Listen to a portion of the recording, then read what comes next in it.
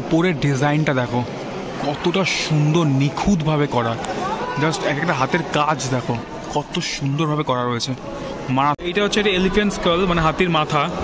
সেই মানে সে পুরনো দিনে যে মাথাটা এখনো রয়েছে, যে এখানে রাজবাড়ির ভেতরে একটা এরকম গ্রাউন্ড রয়েছে যেখানে ওনারা আগে হয়তো এখানে খেলাধুলা করতো বা এখানে হয়তো মানে টাইম কাটতো, স্পেন্ড করতো। সেখানে দেখো আগেকার দিনে রাজারা যেভাবে ড্রিঙ্ক করতো, যে গ্লাসগুলো, সেই গ্লাসগুলো জাস্ট দেখো।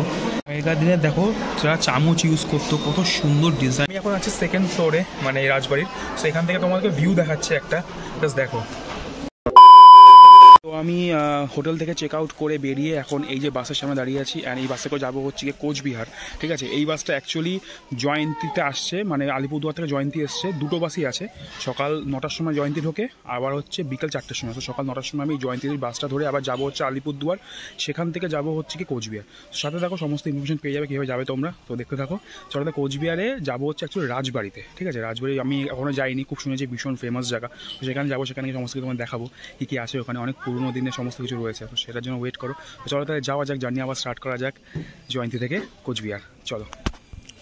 আমি জয়ন্তীতে স্টে করেছিলাম, তো সেই কারণের জন্য আমি জয়ন্তী থেকে ডাইরেক্ট কোচবিহারে বাস পেয়ে গেছিলাম। আর তোমরা যদি ডাইরেক্ট কোচবিহার যেতে চাও তাহলে তোমাদেরকে আলিপুরদুয়ার কিংবা কোচবিহার স্টেশন নেমে ওখান থেকে তোমরা যে কোনো বাস পেয়ে যাবে কোচবিহার রাজবাড়ি যাওয়ার জন্য। এই হলো রাজবাড়ির টিকিট কাউন্টার, দেখে নাও। এই যে মানে ফরেনারদের জন্য 300 টাকা, ইন্ডিয়ানদের জন্য 25 টাকা। এটা ঠিক আছে, এইটা একদম ভালো কাজ করে। 300 না, 3000 টাকা নেওয়া উচিত। ঢুকে টিকিট কাউন্টারটা হচ্ছে এইদিকে, ঢোকার পরে ডান দিক মেরে টিকিট কাউন্টার সামনে দাঁড়িয়ে আছে প্রচুর লোকজন। সো ওইদিকে যাচ্ছি এখন আমি, টিকিটটা কাটবো। এই হলো টিকিট কাউন্টার মিউজিয়ামে যাওয়ার জন্য। তো এই টিকিট পেয়ে গেছি, টিকিট নিয়ে এখন ভেতরে ঢুকলাম। ভেতরে জাস্ট এরকম সুন্দর, মানে আমাদের কলকাতা যখন ভিক্টোরিয়া হয় সেই টাইপেরই মানে আর কি গ্রাউন্ডটা আর কি। তো আমি এখন এই গ্রাউন্ডে চলে এসেছি এখন রাজবাড়ির, অ্যান্ড গ্রাউন্ডটা ভীষণ পরিষ্কার পরিচ্ছন্ন, মানে অলমোস্ট লাইক মানে ভিক্টোরিয়া যখন আছে কলকাতা সেরকম টাইপেরই। এই দেখে নাও, চারিদিকে বসার জায়গা রয়েছে, অ্যান্ড এই পাশে হচ্ছে রাজবাড়ি, এই যে এদিকে।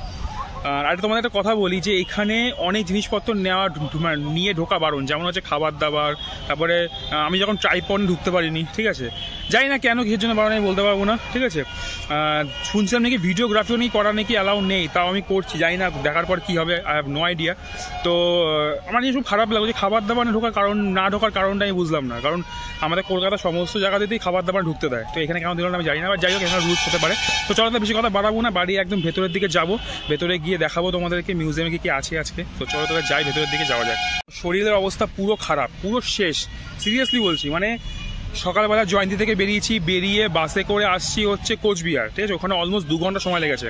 কোচবিহারে এসে দেন ওখান থেকে গেলাম হচ্ছে মদনমোহন মন্দিরে গেলাম, ওখানে পুজো দিলাম, ওখানে টাইম কাটলো। দেন তারপরে খাওয়া দাওয়া করে তারপরে আবার আসলাম হচ্ছে রাজবাড়ি। মানে বুঝতে পারছো কী অবস্থা হচ্ছে শরীরের।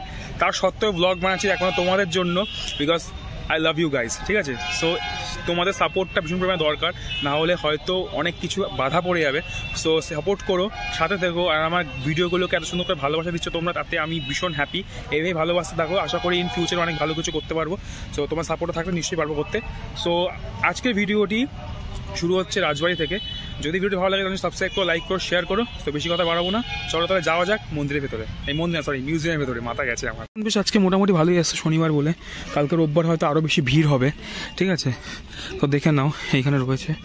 অ্যান্ড এটা অলমোস্ট লাইক ভিক্টোরিয়ার মতনই, মানে আমি যদি বলে থাকি যখন সবাই প্রেম করছি ওইখানে দাঁড়িয়ে বসে বেঞ্চে, অলমোস্ট লাইক সেকেন্ড ভিক্টোরিয়া বলতে পারো। পুরোনো দিনের ইট পাথর, পুরোনো দিনের ছোঁয়া এখনও পর্যন্ত কতটা সুন্দরভাবে মেনটেন রয়েছে সেটাই দেখছি।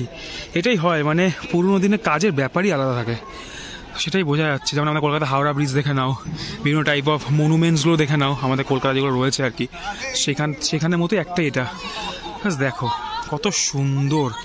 এখনও কালারও মনে হয় নষ্ট হয়নি, এত সুন্দর লাগছে। তো মিউজিয়ামের ভেতরটা এরকম টাইপের দেখে নাও, খুব সুন্দর, ভীষণ সুন্দর, ভীষণ। দেখো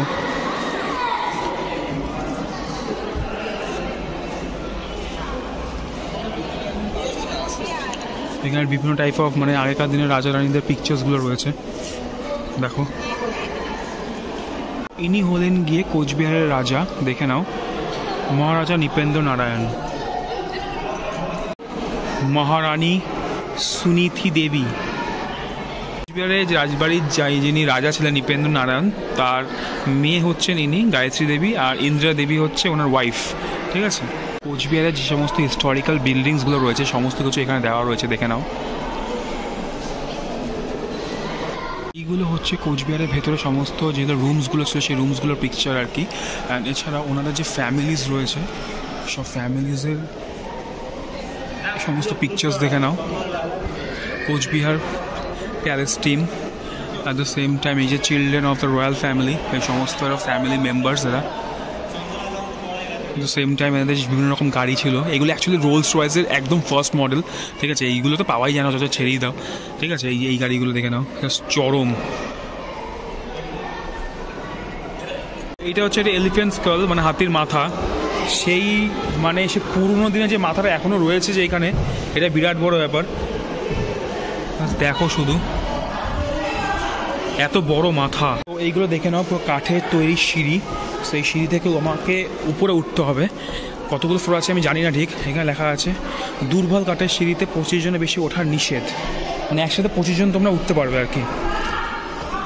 যেহেতু অনেক দিনে পুরনো তো, তাই সেই জন্য হয়তো মানে এটাকে দুর্বল সিঁড়ি বলা হচ্ছে, বাট আমার মনে হয় না দুর্বল সিঁড়ি, এটা ভীষণ টাইট। রয়্যাল সোফাটাকে দেখো, মানে জাস্ট ডিজাইনটা দেখো কত সুন্দরভাবে তৈরি করা। দেখো এখানে বলে দিয়েছে do not touch or don't sit on sofa. ইনি মনে হয় বসতো এখানে। এখানে দেখো আগেকার দিনে রাজারা যেভাবে ড্রিঙ্ক করতো, যে গ্লাসগুলো, সেই গ্লাসগুলো জাস্ট দেখো, গ্লাসগুলো গ্লেজ এখনও পর্যন্ত চকচক করছে। জাস্ট দেখো, মারাত্মক মারাত্মক। এই দেখেই তো নেশা উঠে যাচ্ছে। আগেকার দিনে দেখো যারা চামচ ইউজ করতো, কত সুন্দর ডিজাইনের চামচ, দেখো শুধু। আগেকার দিনে মানে ওনাদের হাতের হ্যান্ড রাইটিংসগুলো দেখো, তারা যখন যেভাবে চিঠি লিখতো আর কি। যেমন এখানে দেখো লাস্টে লেখা আছে ইউর লাভিং সন, মানে ওনার ছেলে ওনাকে চিঠি লিখেছেন। জাস্ট দেখো এখনও তার হ্যান্ড রাইটিংসগুলো সেম একই রকমভাবে যত্ন করে রেখেছে এখানে। এটা বিশাল ব্যাপার একটা। এইগুলো হচ্ছে আগেকার দিনে আর্মি মেডেলস, ঠিক আছে। এই মেডেলসগুলো দেখে নাও একটু। দেখো রানী ভিক্টোরিয়ার সিম্বল রয়েছে এখানে।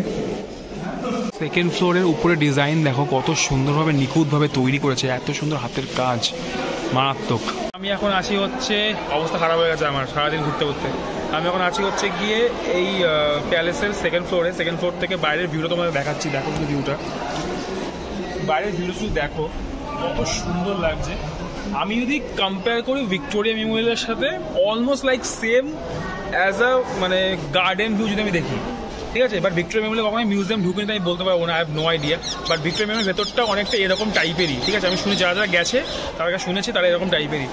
সো আমার বেশ ভালো লাগছে এখানে রাজবাড়িতে এসে। মানে দেখছি পুরোনো দিনের অ্যান্টিক সব জিনিসপত্রগুলো, মানে চামচ, মেডেলস, তারপরে এদের এখানকার sofa, everything was very unique, very elegant, just looking like a wow, তোমাদের কথায় আর কি।